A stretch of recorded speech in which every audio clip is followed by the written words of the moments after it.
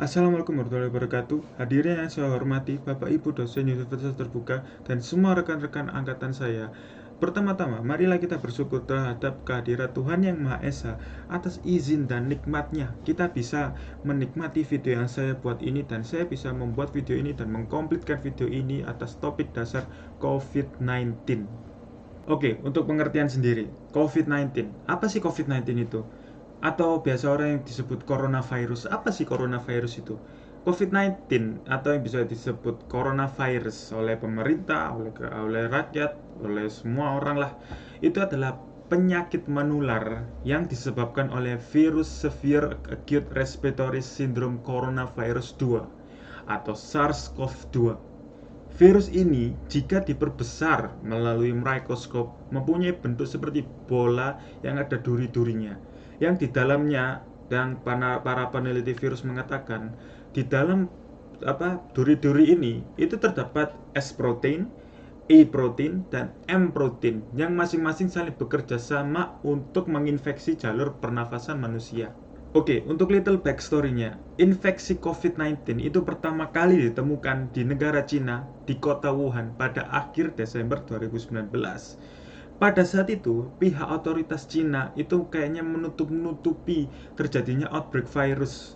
Dunia mengetahui adanya outbreak virus COVID-19 ini pada tanggal 30 Desember 2019 pada saat salah satu dokter di Cina yang meneliti adanya SARS-CoV-19 itu mengirimkan pesan warning pada sesama dokter di grup chat bahwa adanya potensi outbreak virus yang bisa terjadi di kemudian hari, dan dokter tersebut menghimbau untuk menggunakan masker selalu. Dokter ini bernama Dr. Li Wenlang. Sebulan setelahnya, pada tanggal 14 Januari 2020, setelah tahun baruan, WHO atau World Health Organization memposting dalam Twitternya. Di dalam tweetnya itu dia mengatakan bahwa penelitian yang dilakukan oleh pihak Cina tidak menemukan adanya bukti transmit virus COVID Wuhan dari manusia ke manusia.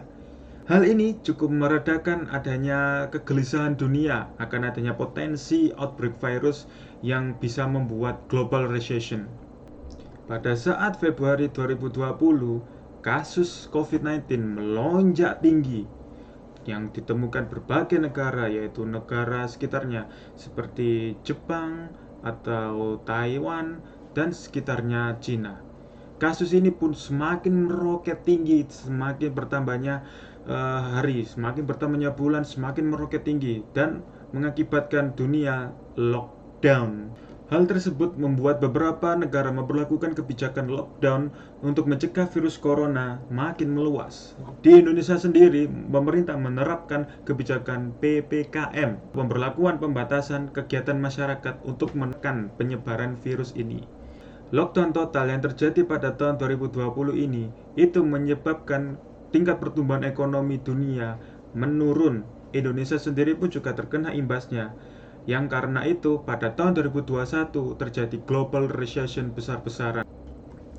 Meskipun kita pada saat tahun 2022 sudah ditemukan adanya vaksin dan pemerintah memperlakukan adanya pembukaan batas masker, kita juga harus menjaga diri kita sendiri dengan memakai masker di tempat tertutup agar kita tidak juga menularkan dan juga tidak tertular oleh COVID-19 ini.